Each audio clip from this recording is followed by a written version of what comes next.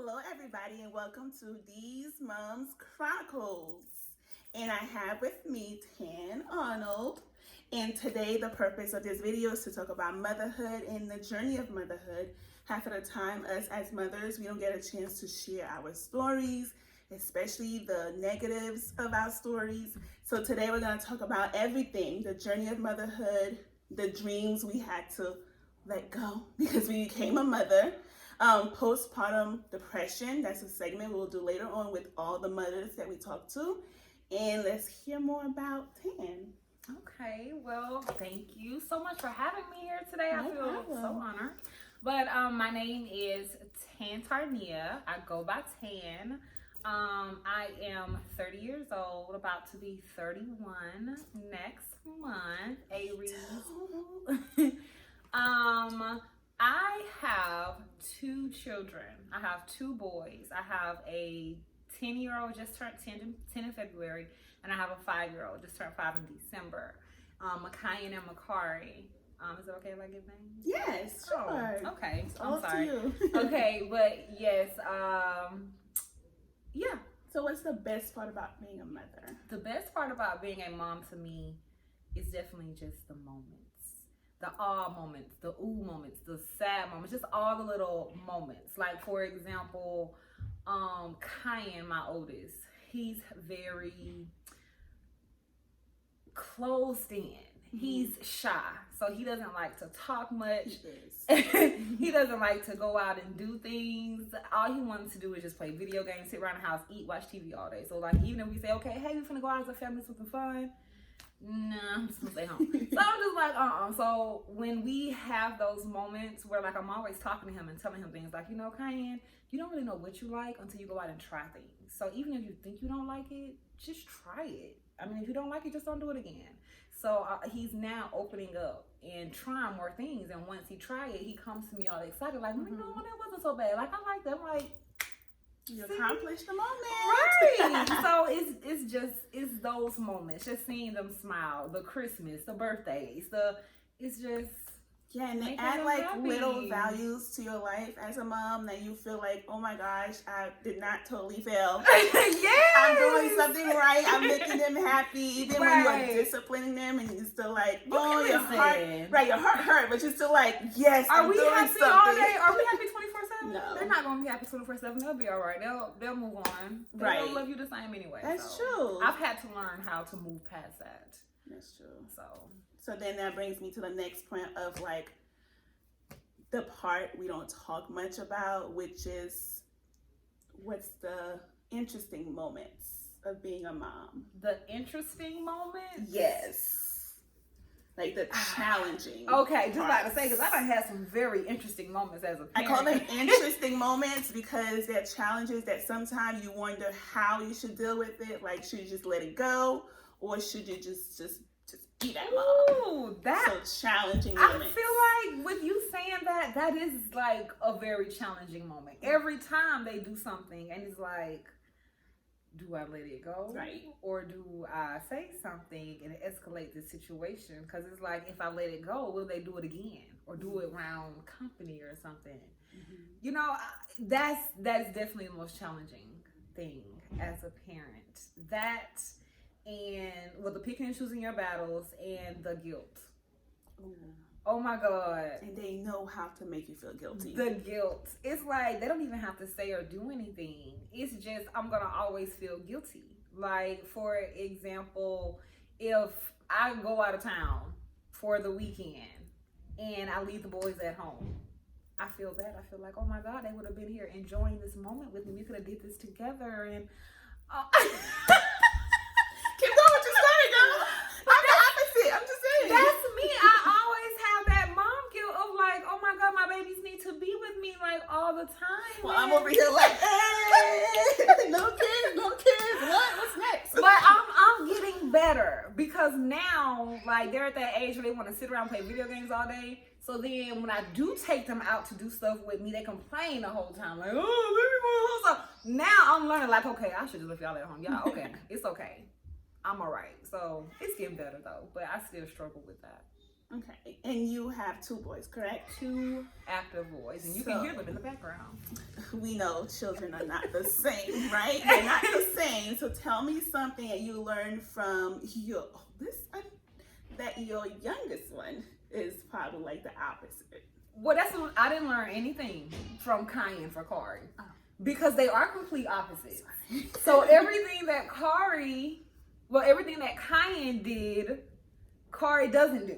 They are like the complete opposite. Kyan was a mama's baby. He was a crybaby. He was attached to me, wanted to go to nobody else. He was just, like I said, he's shy. He's just real chill. He's real cool. Mm-hmm. Kari came out. Kari was not a crybaby. He ate all the time. He was fat. Oh my God, the doctor said that he was overweight and he needed to go on a diet and all this other stuff. Kari turns up. He likes to dance. He talks back. Kari is. You learn something different about him, but I'm sure they both were able to teach you something. So what did you learn from the first time you gave birth and the second time you gave birth? It's not that deep. It's not? It's not that deep. That's what I learned. What I mean, as in, like, when I had you know how it is when you have that first kid, you're just like, oh, wash your hands, hand sanitizer. Oh my God, don't throw that high. Yeah, that was me with Kanye. I didn't want anybody to really keep him. That's why I think I did kind of coddle him, and that's why he's the way he is. So I can take responsibility for that. Mm-hmm. But yeah, Kari, we just kind of like, he ain't that serious. He'll be all right. He survived. Kai made it, so he'll make it too. Hey, you know what? I feel the same when I had my second boy. I cried, first of all, but we'll talk about that later. Well, it's just a whole different segment. We're going to focus on you, but I know having a second boy, I was like, no. But hey, guess what? He's like my best friend right now. Oh, wow. So I learned something different than what you did. But it is not that deep. And sometimes we over-exaggerate things because we're like, oh, this is our newborn and we're first-time moms. So we are afraid of letting go. And then if you have a second one, which you do, then you learn to like, okay, he'll be okay, drop that bottle, pick it up, put it back in his mouth, and you're like, oh! Whereas when the first one dropped it, you're running to go get it and clean it off and give it back to him. Changing the nipple, like, oh no, don't do that. You're right. Yeah, like, oh, okay, he bumped his head, you're like, oh, you okay? When the first one bumped the head, you're like, baby, I gotta take care of you, you're crying, you know. And then it's like, I look at other people's kids and I see, like, you may see like the neighborhood kids outside, no socks on, no shoes on in the middle of the winter time, and it's like they be outside all the time. You tell me about them getting sick and stuff. I'm being petty, y'all, but I'm just saying, I over here I make sure my kids all bundled up and wrapped up and all this other stuff, and I still do. I still do too, but it's like they still end up getting sick. They still gonna get a cold. So it's like some things you gotta just learn how to let go. Let kids be kids. It is what it is. You live and you learn. So. That's true. Now you want to share your birth story. How was it giving birth the first time ever? Okay. And then the second time. Well, don't hate me because my birth stories, I mean, both of them were just like fun. I hate her. I did not have natural births. Okay. I feel like y'all are crazy. But no, I salute you women that do natural births. I just know it was not for me. My mom always used to tell me and my sisters that. She was like, I had all y'all or whatever natural, you know, real woman till you do a natural. I'm like, baby, I'm all woman. I have kids. Okay, that don't prove nothing because I ain't got time for that. So with Makayan, he was originally due in March. Mm-hmm. But like around Valentine's Day, I found out I was like in like preeclampsia or whatever. So I had to end up getting induced. And so they brought me in that night. And yeah, I remember I was so mad at Mike because they gave me whatever that medicine was, whatever, to speed up the process. Mm-hmm. And I had just ate, they had fed me. Pitocin. Mm-hmm. And like after I had took it, it made me sick. So I'm throwing up. Mike is over there passed out on the couch in the hospital bed snoring. I had to buzz the nurse to come help me. I threw up on myself. She had to help me change myself and get in the shower and stuff real quick. And he done slept through everything. I'm just like, it's a man though. You lucky. You just wait. You lucky. So after that morning or whatever, it was kind of fast. I got the epidural or whatever, and my sisters was there, my mom was there, and we just I was so numb from the epidural where I didn't feel anything. They was like, push. I'm sitting there laughing with my sisters now while Mike holding the leg, my sister holding the leg, and we just talking and stuff while they saying push. That was how both my pregnancies were. Well, the second one with Carl, I didn't get preeclampsia, but I still had to get induced because he was so big. Okay. And I couldn't hold him much longer. I was skin and bones with Carl, and he literally sucked everything out of me. So, but yeah, I didn't have any bad birth experiences. Now, pregnancy experiences with Cayenne, my first pregnancy, I was super sick. I was sick the entire pregnancy from when I found out until the 8th month. The last month was the only month I was able to like finally eat something without throwing up. I remember in Thanksgiving, that was so weird. But Thanksgiving I was able to keep everything down. I don't know why. That's the time you be like. I was excited, but it was weird. It was like God is looking out on this day. I'm so thankful.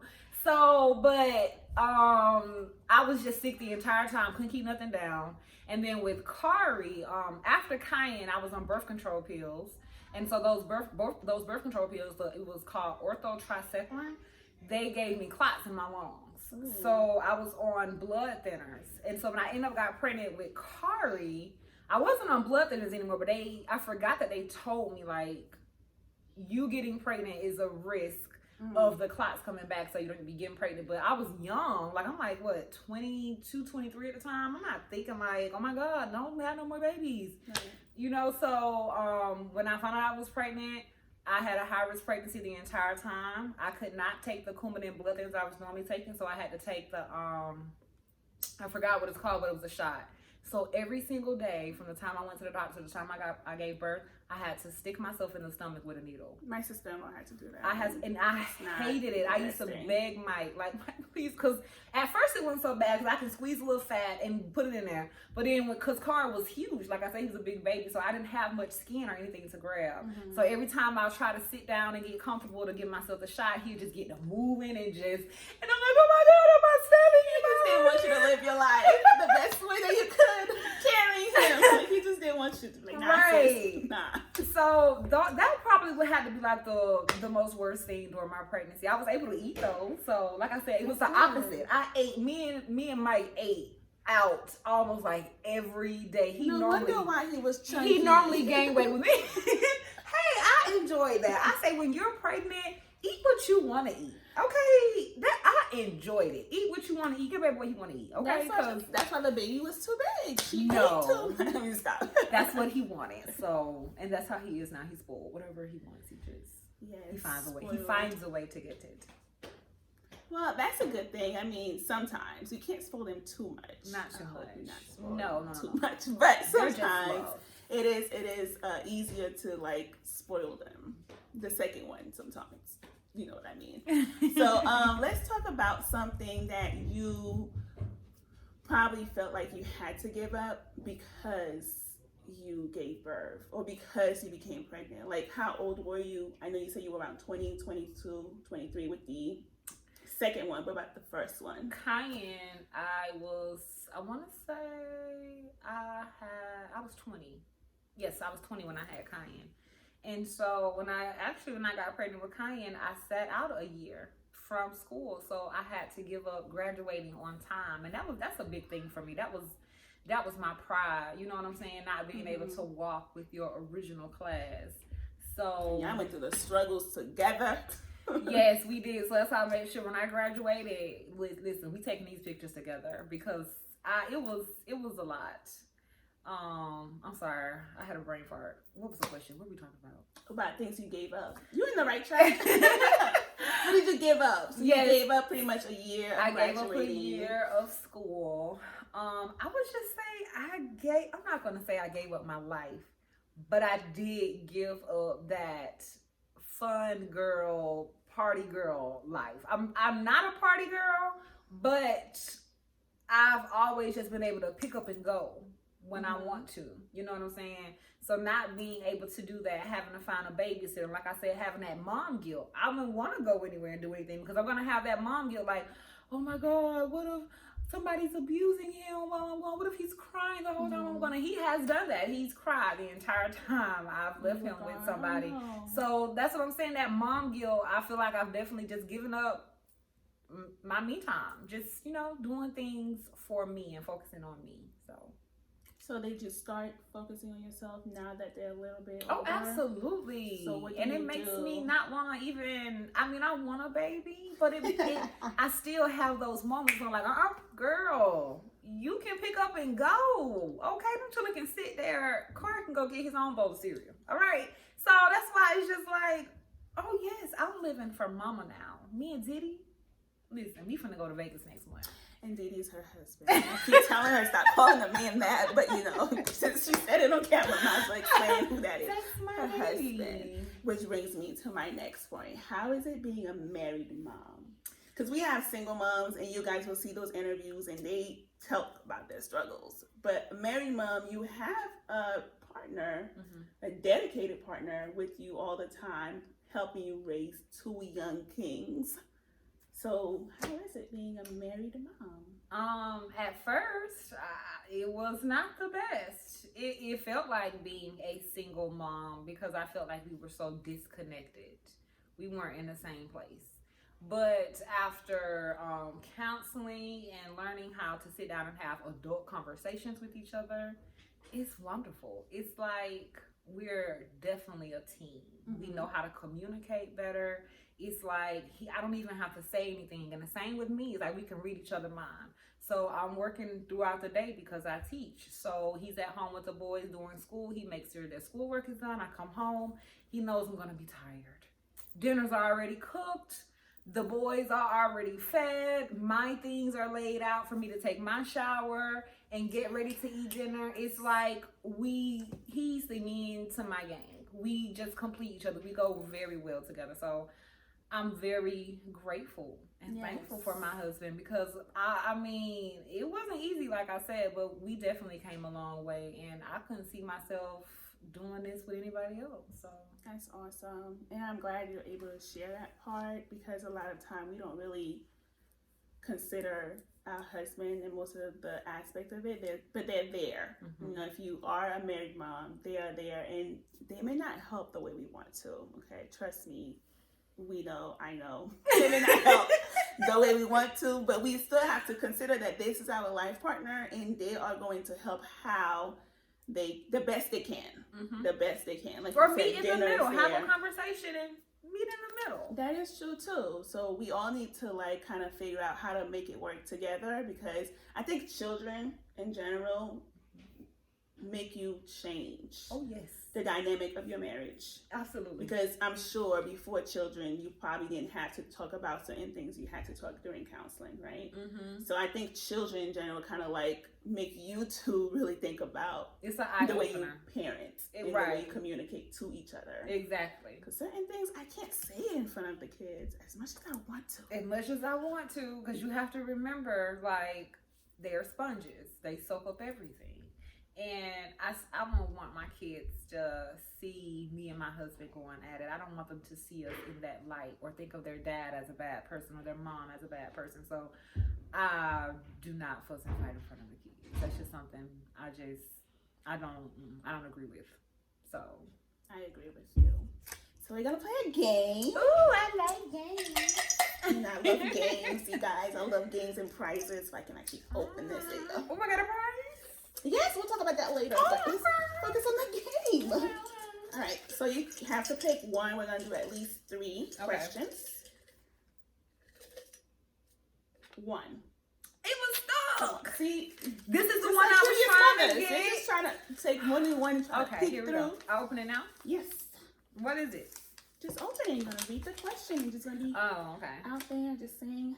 What people don't tell you after pregnancy. Nobody told me I had to wear a diaper after pregnancy. Nobody told me I had to wear a pad that looks like a diaper after pregnancy and I was going to be bleeding for almost a month. Ooh. Yeah. Nobody told me that. So, Oh, I'm sorry. but it was a comfortable diaper though. It was very not comfortable. comfortable. This diaper's not comfortable. For me, it was uncomfortable. I don't know what you're talking about. What type of diapers you had at the hospital? You need to go to that hospital. One. It's not my fault you folded on the wrong side. Look. She's she's the better teacher. We teach together, and clearly we can tell who's creative. I'm putting stuff together. That's not true. You know you're awesome. All right, who motivates you daily? I'm gonna definitely just have to say my kids, because I want my kids to have successful people in their lives, and to see that you can do whatever you want to do if you put your mind to it. So there have been, I'm not even gonna lie, there have been plenty of times when I have wanted to give up on life, but I remember, no, you're not alone. Right, I want to raise my kids. I want to be there for them and continue to see those moments in their life that makes them smile and make them happy. I can't see nobody else raising my kids and teaching them what I want them to know and learn in life. So they're definitely who motivates me every day. That's awesome. Yeah. Last one. Make sure I don't get two and get beat up. She finally followed the protocol. She took one. What are you learning every day about motherhood? That's a good question. Every day I am learning that there's no right way to be a mother. Facts. I mean, you do you. You do what's good for you and your kids in your household. What may works for my house may not work for Dee's house. So there's no right or wrong way. These kids, you can be the best mother, have your kids in church every Sunday, whatever, and they can still grow up and, make bad decisions. So there's no wrong way to being a parent. Just do what's best for you and your house, and just love your babies. Just show them love. That's all that matters. That was a perfect question, because guess what? I'm just about to ask you, what advice do you have for mothers to be, expecting mothers, or just women that eventually want to enter this motherhood journey? Like, what advice would you give them if you had like 3 top mothers to be?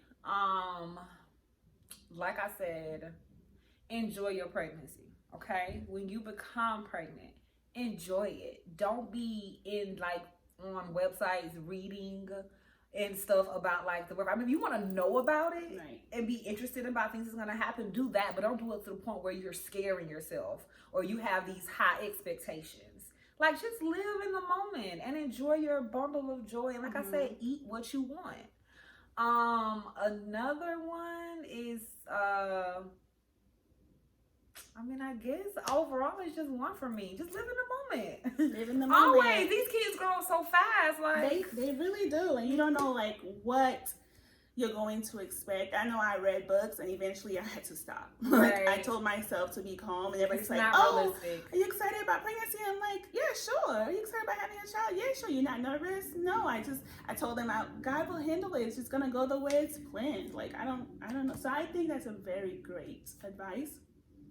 Yeah, just enjoy it. Just enjoy it, because my baby is 5, and he always tells me, reminds me, I'm not a baby anymore, Mom. And I'm like, but you're my baby, so I can't get those baby moments back. So enjoy your kids. Let them be kids. You don't get that time back. So that is true.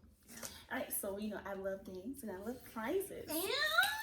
So think of a number from 1 through 5. 1 through 5. I'm gonna do 2 because 2 is better than 1. That's my favorite number. Oh, girl, the prize is a day at a spa. So that is what, yes, ma'am. That is what I will be sending to you. A day at a spa. So if you Are you gonna go would with like me? to, you want me to join you? Absolutely. This is all about just you, though. But Honestly, I I would love. I want to talk to somebody. Sure, I'll come. I'm always down for a spot. I'll come, but it's really about you being pampered and what you would like to receive, and also you get a shirt, and it's gonna say Dee's Mom Chronicle. That is DEE''S because I'm Dee. Dee's Mom Chronicles. So you're gonna get a shirt as well. But I thank you very much for just opening up, talking about this segment. It's interesting listening to your story and other stories. I'm like, oh, you learn a lot. So thank you so much. Thank you for having me. I truly appreciate it. Anytime. Awesome. I have fun. Yes, I'm glad. I was just gonna say, did you have fun? Girl, I have fun. I can do this all day. All day. And remember, our one goal purpose of this is that we all have one thing in common, and that's children. And we're mothers, and we need to vent and let it just know that we're not alone. We'll see you next time. Bye.